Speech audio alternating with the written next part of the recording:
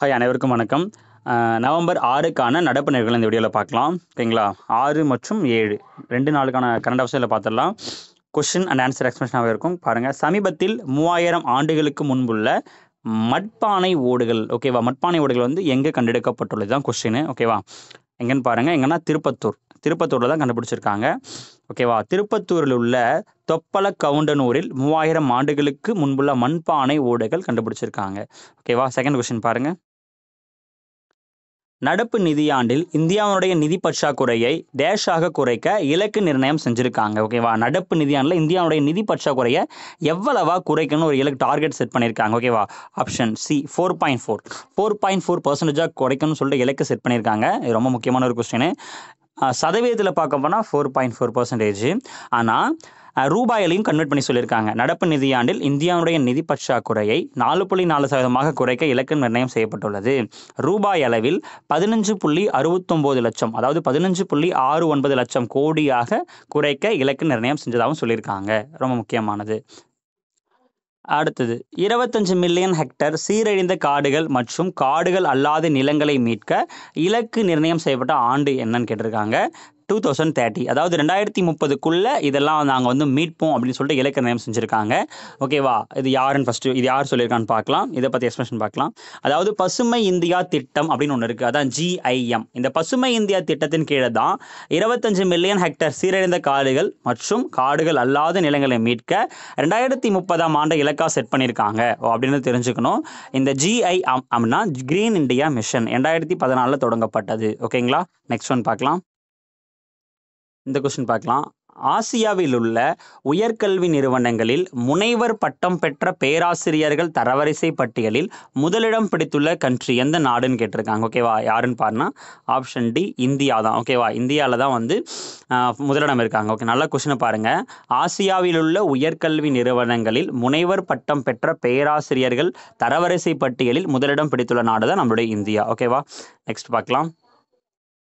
ஓகேவா? அடுத்து குரோக்கிபீடியா ரீசெண்டாக ரொம்ப பேசப்பட்ட ஒரு விஷயம். குரோக்கிபீடியா அப்படின்ற ஒரு வலையமைப்பினை தொடங்கினது யார்? எல்லாருக்குமே தெரியும். யாருன்னா எலான் மஸ்க் தான். ஓகேவா? எலான் மஸ்க் தான் தொடங்கியிருக்காரு. ஓகேவா? தெளிவாக பாருங்கள். விக்கிபீடியா வலையமைப்பிற்கு மாற்றாக குரோக்கிபீடியா அப்படின்ற ஒரு வலையமைப்பை தான் எலான் மஸ்க் வந்து தொடங்கியிருக்காரு. அடுத்து பாருங்கள், இந்தியாவினுடைய முதல் டெஸ்லா நிறுவனம் மும்பையில் அமைந்துள்ளது. ஒரு முக்கியமான ஒரு ஹிண்ட் தான் இது. இந்தியாவுடைய முதல் டெஸ்லா நிறுவனம் மும்பையில் அமைந்துள்ளது. அடுத்து நெக்ஸ்ட் கொஸ்டின் பாருங்கள். ஸ்வாட்டி டக்ஸிலா அகழ்வாய்வில் கண்டறியப்பட்ட பழங்கால கோவில்கள்லாம் எத்தனை ஆண்டுகள் பழமையானவின்னு ஒரு கொஸ்டின் கேட்டிருக்காங்க. ஓகேவா? எத்தனை ஆண்டுகள்னு பார்க்கலாம். அதாவது 1200 ஆண்டுகளுக்கு பழமையான ஒரு கோவில்கள் தான் கண்டுபிடிச்சிருக்காங்க. இதை பற்றி விரிவாக கொடுத்துருக்காங்க கீழே. அதாவது பாகிஸ்தானினுடைய வடமேற்கு கைபர் பக்துன்வா அப்படின்ற ஒரு மாகாணத்தில் உள்ள ஸ்வாட்டி டக்ஸிலா அப்படின்ற ஒரு ஏரியாவில் தான் வந்து இந்த அகழ்வாய்வு நடந்திருக்கு. அங்கே கண்டெடுக்கப்பட்ட கோவில்கள்லாம் பார்த்திங்கன்னா 1200 ஆண்டுகளுக்கும் மேலே பழமையானவை அப்படின்னு சொல்லிட்டு கண்டறிஞ்சிருக்காங்க. ஓகேவா? திருப்பி பார்த்துக்கலாம். திருப்பி பாருங்கள். அதாவது எந்த பிளேஸ்னா ஸ்வாட்டி டக்ஸிலா அப்படின்னு அகழ்வாய்வை தான் கண்டுபிடிச்சிருக்காங்க. 1200 ஆண்டுகள் பழமையானவை. அடுத்தது, சார்லஸ் கோஸ்ட் அப்படின்ற நபர் வந்து பின்வரும் எந்த விளையாட்டை சேர்ந்தவர்? ஓகேவா? இதெல்லாமே இப்படி ஒரு இந்த மாடல் வந்து ஆல்ரெடி கேட்டுட்டு இருந்தாங்க. இப்போ நடுவில் தான் சமயமாக டிஎன்பிசியில் கேட்கறதில்ல. அதாவது சமீபத்தில் காலமான நபர்கள், அதெல்லாம் ஒரு மிகப்பெரிய அந்த விருது வாங்கின நபர்களை பற்றி கேட்பாங்க. எந்த துறையை சேர்ந்தவங்க, எந்த ஒரு பிரிவை சேர்ந்தவங்க கேட்பாங்க. இப்போ நடுவில் கேட்கறதில்ல, பட் ஃபியூச்சரில் கேட்கலாம். சார்லஸ் கோஸ்ட் அப்படின்ற நபர் பார்த்தீங்கன்னா எந்த விளையாட்டினை சேர்ந்தவர் கேட்குறாங்க. சைக்கிள் பந்தயம். ஓகேவா? ஏன் இவரை பற்றி படிக்கிறோன்னு பார்த்தீங்கன்னா, அண்மையில் வந்து ஒரு காலமாயிட்டாரு. ஓகேவா? இறந்துட்டாரு. பாருங்க, 1948 நடைபெற்ற ஒலிம்பிக் போட்டியில் தங்கம் வென்ற ஒரு பிரெஞ்சு நாட்டை சேர்ந்த சைக்கிள் பந்தய வீரர் தான் இந்த சார்லஸ் கோஸ்ட். ஓகேவா? 1948 பார்த்தீங்கன்னா இவர் ஒலிம்பிக்ல கோல்டு வாங்கியிருக்காரு இந்த சைக்கிள் பந்தயத்தில். ஓகேவா? அண்மையில இறந்துட்டாரு. அதை அவரை பற்றி படிக்கிறோம். ரொம்ப முக்கியமானது. நெக்ஸ்ட் ஒரு சூப்பரான கொஸ்டின். இது ஒரு முக்கியமான கொஸ்டின். உலகினுடைய முதல் பணமில்லா நாடு. ஓகே, உலகில் பணமில்லா முதல் நாடுன்னு கேட்குறாங்க. பணமில்லான்னு சொன்னால் ரொம்ப வறுமை அப்படின்னு அர்த்தம் கிடையாது. ஃபுல் அண்ட் ஃபுல் நம்ம டிஜிட்டல் பேமெண்ட்ஸ் மட்டும்தான் இது பண்ண முடியும். ரூபாய் நாட்டில் எதுவுமே கண்ணில் பார்க்க முடியாது. எந்த நாடுனா ஸ்வீடன். ஓகேவா? எந்த நாடுனா ஸ்வீடன் தான் அது பண்ணியிருக்காங்க. ஓகேவா? ஸ்வீடனில் பெரும்பாலும் பரிவர்த்தனைகள் டிஜிட்டல் முறையில் ஸ்விஸ் செயலி மூலம் நடக்கின்றது. இதன் மூலம் உலகின் முதல் பணமில்லா நாடாக ஸ்வீடன் மாறியுள்ளது. ஓகே, ரொம்ப ஒரு முக்கியமான ஒரு கண்ட்ரி. முக்கியமான ஒரு கொஸ்டின் தான் இது. பார்த்துங்க. Next one. இப்போ நவம்பர் 7க்கான கரண்ட் அஃபேர்ஸ் கண்டினியூ பண்ணலாம். அதாவது இந்தியாவினுடைய ஆட்டோமொபைல் உதிரி பாகங்கள் உற்பத்தியில் தமிழ்நாட்டினுடைய பங்கு என்ன? ஓகேங்களா? ஆன்சர் தெரியுதா பாருங்க, 4 ஆப்ஷன் இருக்கு. 42% எவ்வளோனா 42%. ஓகேங்களா. Next one. இப்போ அதிகமாக பேசு பொருளாக இருக்கிறது பார்த்தீங்கன்னா, அதாவது மாநில கல்விக் கொள்கையின்படி புதிய பாடத்திட்டம் உருவாக்குறதுக்கு 2 குழு அப்பாயின்மெண்ட் பண்ணியிருக்காங்க. ஓகேவா. 2 குழு இருக்கு. அந்த 2 குழுனுடைய ஹெட் யாரு, அந்த 2 குழுனுடைய வேலை என்னன்னு சொல்லிட்டு ஃபுல்லாக நம்ம அதை படிச்சுதான் ஆகணும். கண்டிப்பாக ஃபியூச்சரில் கொஷின் ஃபார்ம் ஆகும். ஓகேங்களா. ஏன்னா நம்மளுடைய மாநில கல்விக் கொள்கை, ஓகேவா, அங்கே தேசிய கல்விக் கொள்கை சொன்னது, சென்ட்ரல் கவர்மெண்ட் சொன்னதை நம்ம ஏற்றுக்காம நாம் வந்து ஸ்டேட் எஜுகேஷன் பாலிசி சொல்லிட்டு ஆகஸ்ட் 8, 2025, ஓகேங்களா, அதன்படி இந்த தமிழ்நாடு அரசு வந்து வெளியிட்டாங்க. இப்போ நம்ம அதை பற்றி பார்க்கலாம். இப்போ இந்த கொஸ்டின் ஃபஸ்ட்டு இதை பார்க்கலாம். மாநில கல்விக் கொள்கையின்படி புதிய பாடத்திட்டம் உருவாக்க அமைக்கப்பட்ட கலைத்திட்ட வடிவமைப்பு குழுவினோட தலைவர். நான் மொத்தம் 2 கமிட்டி சொன்னேன். ஒன்று வந்து கலைத்திட்ட வடிவமைப்பு குழு, அதாவது ஃபர்ஸ்ட் 1 to 8 வரைக்கும் என்னென்ன தேவை, அது எதெல்லாம் நம்ம சேர்க்கலாம் அப்படின்றது இந்த கலைத்திட்ட வடிவமைப்பு குழுவில் இருக்க அத்தனை பேருமே ரெடி பண்ணுவாங்க. இதெல்லாம் சேர்க்கலாம், இதெல்லாம் நீக்கலாம் சொல்லி ரெடி பண்ணி செட் ஆஃபாக ரெடி பண்ணி வச்சதுக்கப்புறமா கலைத்திட்ட உயர்நிலை குழுன்னு சொல்லிட்டு இன்னொரு கமிட்டி இருக்குது. அதில் தான் வந்து இந்த அன்பில் மகேஷ் பொய்யாமொழி, அந்த நம்முடைய பள்ளி கல்வித்துறை அமைச்சர், அவர் தான் ஹெட்டாக இருப்பார். ஓகேவா. அதில் இருக்க அத்தனை பேருமே ரெடியாக இருக்க, அதாவது கலைத்திட்ட வடிவமைப்பு குழு, இந்த குழு கொடுக்குற எல்லாமே ஓகேவா இருக்குது, நம்ம இதை ஓகே ஃபைனல் பண்ணிக்கலாம்னு சொல்லிட்டு முடிவு பண்ணுறது தான் அந்த கலைத்திட்ட உயர்நிலை குழு. அது செகண்ட் கமிட்டி. ஓகேவா. நம்மளோட இந்த கொஸ்டின் பார்த்தீங்கன்னா, கலைத்திட்ட வடிவமைப்பு குழுவினுடைய தலைவர் யாரு அப்படின்னா நம்முடைய சுல்தான் அகமது இஸ்மாயில். ஓகே, ஆப்ஷன் ஏல இருக்க Sultan Ahmed Ismail. Very important question இது. ஓகேங்களா. நெக்ஸ்ட் இதை பற்றி ஃபுல்லாக பார்க்கலாம். அதாவது அப்படியே ரீட் பண்ணுற பாருங்க. அதாவது மாநில கல்விக் கொள்கையின்படி புதிய பாடத்திட்டம் உருவாக்க கலைத்திட்டம், பாடத்திட்டம், கற்பித்தல் அணுகுமுறை மற்றும் மதிப்பீட்டு முறைகளை ஆராய இந்த கலைத்திட்ட வடிவமைப்பு குழு உருவாக்கப்பட்டுள்ளது அப்படின்னு சொல்லிட்டு இதை பற்றி பிரீஃபாக நம்ம பார்க்கலாம். ஓகேங்களா. மாநில திட்டக்குழு உறுப்பினராக இருக்கிற சுல்தான் அகமது இஸ்மாயில் தான் இதில் ஹெட்டு. ஓகேவா, தலைவராக இருக்காரு. அவர் தலைமையில் 20 பேர் கொண்ட கமிட்டி தான் இந்த கலைத்திட்ட வடிவமைப்பு குழு. ஓகேவா. அப்போ நம்ம 2 தான் இருக்குது. ஒன்று கலைத்திட்ட வடிவமைப்பு குழு, இன்னொன்று கலைத்திட்ட உயர்நிலை குழு. ஓகேவா. இந்த கலைத்திட்ட வடிவமைப்பு குழு தான் இந்த கொஷின். ஓகே, அதில் ஹெட் தான் சுல்தான் அகமது இஸ்மாயில். அதில் மொத்தம் 20 பேர் இருக்காங்க.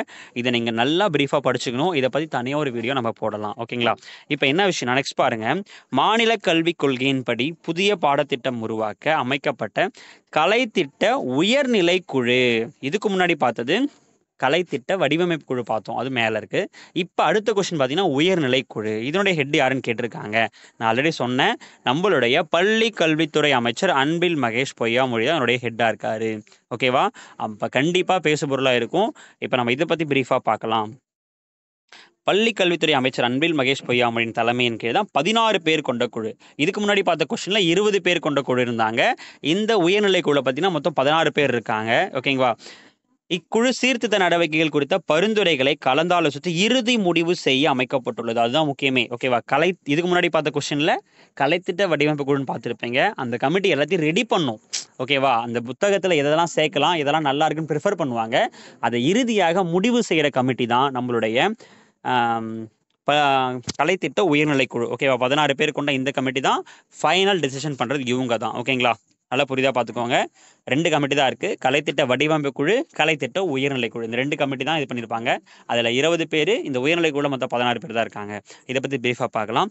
இப்போ நெக்ஸ்ட் கொஸ்டின் போயிடலாம். நெக்ஸ்ட் கொஸ்டின் பாருங்க.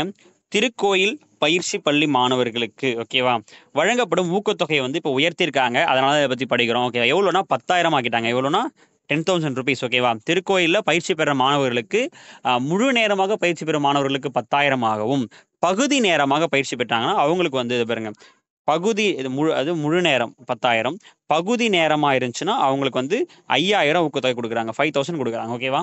நம்ம ஜஸ்ட் பார்த்துக்கலாம். நெக்ஸ்ட் ஒன் பாருங்க. அப்படி இது ரொம்ப ஒரு முக்கியமான கொஸ்டின். மின்சார வாகனங்கள் தயாரிப்பில் இந்தியாவினுடைய தலைநகர் எது? ஓகேவா. அதாவது மின்சார வாகனங்கள் அதிகமாக தயாரிக்கிறாங்க. ஓகேவா. எங்கன்னா நம்மளுடைய தமிழ்நாட்டில் தான். +1 கீழே கொடுத்து நெக்ஸ்ட் இதில் பார்க்கலாம். ஓகேவா.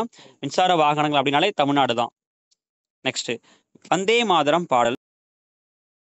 வந்தே மாதரம் பாடல் முதலாக பாடப்பட்ட காங்கிரஸ் மாநாடு நடத்தப்பட்ட ஆண்டு. இது எல்லாருமே நம்ம ஜிஎஸ்ல படிச்சிருப்போம். ஓகேங்களா. ஆன்சர் எல்லாரும் தானே. 1896 1896 தான் இந்த வந்தே மாதரம் பாடல் வந்து ஃபர்ஸ்ட் பாடப்பட்டது. 1896 கல்கத்தா காங்கிரஸ் மாநாட்டில் பாடியிருப்பாங்க. இப்போ ஏன் இதை பற்றி நம்ம படிக்கிறோம்னு பார்த்தீங்கன்னா ரொம்ப ரொம்ப முக்கியமான விஷயம். கிட்டத்தட்ட 150 ஆண்டுகள். ஓகேவா. இந்த வந்தே மாதரம் பாடல் ஓகேவா வந்து 150 ஆண்டுகள் ஆயிருக்கு. அதனால தான் ஃபுல்லாக பார்க்கலாம். 1896 கல்கத்தாவில் உள்ள நடைபெற்ற காங்கிரஸ் மாநாட்டில் ரவீந்திரநாத் தாகூரால் வந்தே மாதரம் பாடல் முதலில் பாடப்பட்டது. இவர் தான் பாடியிருக்காரு. ஓகேவா. நெக்ஸ்ட் 1875 பங்கிம் சந்திர சட்டர்ஜியால் எழுதப்பட்ட வந்தே மாதரம் பாடல். ஓகேவா. அப்போ யார் பாடினாங்க, யார் எழுதியிருக்காங்கன்னு தெளிவாக பார்த்துக்கோங்க. 150 ஆண்டுகள் நிறைவடைஞ்சிருக்கு. இந்த வந்தே மாதரம் பாடல் இயற்றப்பட்டு, அதாவது எழுதப்பட்டு 150 ஆண்டுகள் நிறைவடைஞ்சதால ரொம்ப ஸ்பெஷலான ஒரு விஷயம். ஓகேவா. கண்டிப்பாக அடுத்தடுத்த எக்ஸாமில் எதிர்பார்க்கலாம். 1950 தேசிய பாடலாக ஏற்றுக்கொள்ளப்பட்டது. இந்த 3 டேட்டாவும் வெரி வெரி இம்பார்ட்டன்ட். இதை நீங்கள் ஃபுல்லாக நோட்ஸ் எடுத்து வச்சுக்கணும், ரொம்ப நல்லது. ஓகேங்களா. சர்தார் வல்லபாய் பட்டேலுடைய பிறந்தநாள் பார்த்தோம். ஓகேவா. அதுவுமே 150 ஆண்டுகள் நிறைவடைஞ்சிருக்கும். பிர்சா முண்டா. ஓகேவா. அவருடைய பிறந்தநாள் நவம்பர் 15. அடுத்தது சன் கேட்சர் திட்டத்தினை தொடங்கிய நிறுவனம் யார்? ஓகேவா. ரொம்ப ஒரு முக்கியமான ஒரு ஸ்கீம் தான் இது. சன் கேட்சர் ஸ்கீம் யார் தொடங்கியிருக்காங்க பாருங்க. கூகுள் நிறுவனம் தான் இந்த ஸ்கீமை தொடங்கியிருக்காங்க. ஓகேவா. கூகுள் நிறுவனம் தான். அதாவது கூகுள் நிறுவனமானது விண்வெளியில் செயற்கை நுண்ணறிவு சம்பந்தமான ஒரு செயல்பாடு குறித்த திட்டம் தான் இந்த சன்செட்கர். ஓகேவா. சன் கேட்சர் ரொம்ப முக்கியமானது. இதை பற்றி பிரீஃபாக பார்க்கலாம். அடுத்து ரொம்ப ரொம்ப முக்கியமானது பாருங்க. 14வது ஜூனியர் ஆடவர் ஹாக்கி உலக கோப்பை. இதை பற்றி கண்டிப்பாக ஃபியூச்சரில் கொஸ்டின் இருக்கும். ஏன்னா இந்த 14வது எத்தனையாவது 14வது ஜூனியர் ஆடவர் ஹாக்கி உலக கோப்பை எங்கே நடக்க போகுதுன்னு பார்த்தீங்கன்னா நம்மளுடைய தமிழ்நாட்டில் தான். ஓகேவா. ஸ்பெஷலாக நம்ம தமிழ்நாட்டில் தான் நடக்குது. ஓகேவா. பார்த்துக்கலாம். எங்கன்னு பார்த்தீங்கன்னா நம்மளுடைய சென்னை மற்றும் மதுரை, இந்த 2 பிளேஸ் தான் நடக்குது. 14வது இப்போ தான் கோப்பையை கூட அறிமுகம் செஞ்சாங்க தமிழ்நாடு சிஎம். 14வது ஜூனியர் ஆடவர் உலக கோப்பை பார்த்தீங்கன்னா சென்னை மற்றும் மதுரையில் நடத்தப்படும். ஓகேவா. கோப்பையை இப்போ தான் அறிமுகம் செஞ்சாங்க. ரொம்ப ரொம்ப முக்கியம். எத்தனையாவதுன்னு கேட்பாங்க, எந்த பிளேஸ்ன்னு டிஸ்ட்ரிக்ட் கரெக்டாக கேட்பாங்க, நம்ம தெரிஞ்சுக்கணும். இதை பற்றி ஃபுல்லாக பார்க்கலாம். நெக்ஸ்ட்டு குழந்தை பாதுகாப்பு தினம், இன்ஃபேன்ட் ப்ரொடெக்ஷன் டே. குழந்தை பாதுகாப்பு தினம் நவம்பர் 7. ஓகேங்களா. நெக்ஸ்ட் ஒன் தேசிய புற்றுநோய் விழிப்புணர்வு தினம், அதுவுமே நவம்பர் 7. ஓகேங்களா. அடுத்தது வர்டெக்ஸ் என்பதன் தமிழாக்கம் தருக. வர்டெக்ஸ் என்பதன் தமிழாக்கம் பார்த்தீங்கன்னா நீர்ச்சூழல். ஓகேவா. நீர்ச்சுழல். கிட்டத்தட்ட ஒரு 10லேருந்து 12 கொஸ்டின் பார்த்துருப்போம். இப்போ நவம்பர் 6, நவம்பர் 7 இது தொகுத்து பார்த்துட்டோம். இந்த 2 டே கரண்ட் அவர்ஸ்க்கான ஒரு கையால் எழுதப்பட்ட ஒரு ஹேண்டட் PDF இருக்கும். அதையுமே நாங்கள் அடுத்த வீடியோவில் சேர்த்து இதில் மிஸ் ஆனதெல்லாம் அதில் வரும். ஓகேவா. பாருங்கள். தேங்க்யூ.